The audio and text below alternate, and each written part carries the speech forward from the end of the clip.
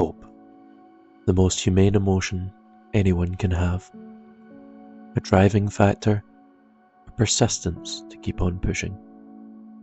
All of us are hopeful for one thing or another. Maybe it's for that good grade in the history essay you sent off last week.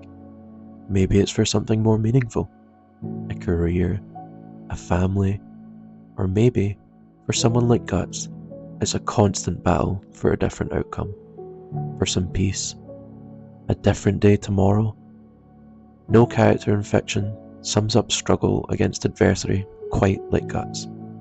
The hardships and betrayal, the violence and loss, but one thing keeps him struggling against the laws of causality: hope.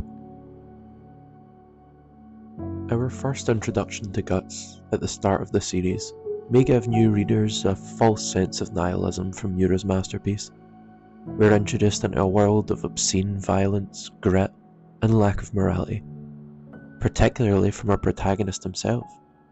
He has a complete disregard for all life but his own, shown immediately by his lack of care for Puck after inadvertently saving him from bandits. As this arc progresses, we see more and more darkness and brutality. We're introduced to a plethora of enemies and horror, but none stand out quite like the God Hand, at the forefront of which we are shown Griffith, and the hatred Guts carries for him. But we would know nothing of their relationship until arguably the most famous arc in manga history would grace the eyes of readers. If you know nothing of Berserk, there's still a chance you will have heard the Golden Age arc discussed. The Eclipse, Griffith's betrayal, and the sacrifice of the Band of the Hawk have been discussed a million times over and been adapted time and time again to remain fixated in readers' minds. The introduction of Guts' motivation started the series on the path it is today, and no one could have predicted how it would have played out. The build-up of Guts finally accepting a family and slowly dropping his guard is some of the most beautiful writing in fiction. When it was all stripped away by Griffith to further his dreams of ambition, even after all Guts had done for him, readers were left deflated and furious.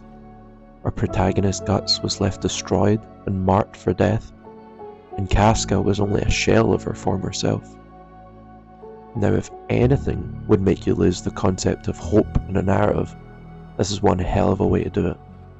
But when all hope seems lost, Skull Knight arrives to rescue Guts and Casca from almost certain death, showing that even in the worst of Berserk moments, a shimmer of hope remains in the world we're so afraid of. Conviction is arguably the worst we see Guts in the entire series, particularly at points like the Lost Children's chapter. At the start of the arc, we see Guts broken and processing the events of the Eclipse. We are first introduced to the Moonlight Child and shown the extent of Casca's mental damage. Guts takes a vow of retaliation against the world that wronged him and Casca, a vow to fight against destiny, to declare war on the God Hand and causality itself. Even at the lowest point in his life, Guts still struggles against destiny, for the hope that he can do something about the cards he was dealt, the life he was given. In this arc, we are also introduced to characters like Ishidoro, Farnes, and Serpico, characters who will eventually form a part of the Black Swordsman party, and after seeing Guts in action against Mosgus and his apostles, also fight against their own destiny, instilling hope in them that their lives could also be better, that they can be better. Convictions for readers could easily give off a theme of despair and horror, and it should, but don't be mistaken to think that it's a take of nihilism and not a tale of struggle and hope. Even in an arc as horrific as this, we are shown to moments of longing and aspirations from a misfits group all insistent in fighting their own fate. Just as things are once again looking up for Guts, after defeating an apostle in the heat of battle, a familiar face arrives on the battlefield: Griffith. Now, although hope is a constant in Berserk, so is pain and misery. The re-emergence of Griffith is no different.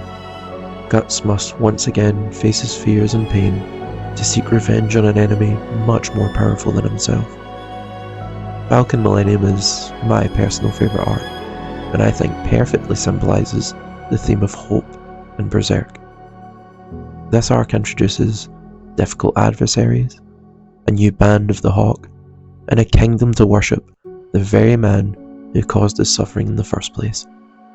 But Guts continues to fight it, teaming up with new members of the Black Swordsman party like Shirka and Evil Era, entrusting the care of Casca to Farnes. We see Guts opening up, making a new family. He's been given access to a new weapon, the Berserker armor, and is helped by Shirka to keep himself sane while wielding it. This whole arc conveys a message of hope. Guts is slowly becoming less revenge-fueled and more focused on protecting those he cares for. Guts is no longer alone, and he realizes this. There's always more to life than revenge. Guts fights against his destiny and carves his own path, all while juggling the impending threat of new enemies and a clash of kingdoms for power. Fantasia has seen some of the most heart-wrenching moments for fans. The last panel Miura drew before his passing, leaving a lasting impression. We finally get Casca back, and see the Moonlight Child's relationship with Guts and Casca growing. When all seems for the better, we are once again stripped of our happiness to see Griffith materialise on an elf island and take Casca from Guts once again, without Guts being able to land a single hit. Guts is broken once again, and remains so to this day in the manga. However, hope remains. Guts is surrounded by companions and an army of Kushans to battle Griffith and his forces. Hope will prevail. Like always, Guts will struggle against destiny and create his own path.